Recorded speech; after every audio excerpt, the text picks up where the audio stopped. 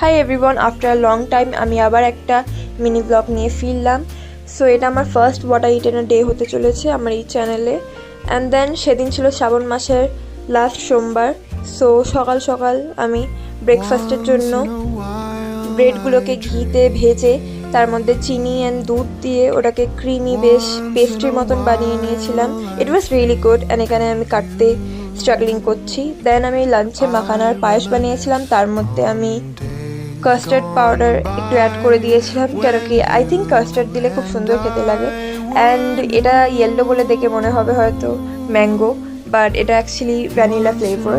And হ্যাঁ, এটা খেতে খুব ভালো হয়েছিল।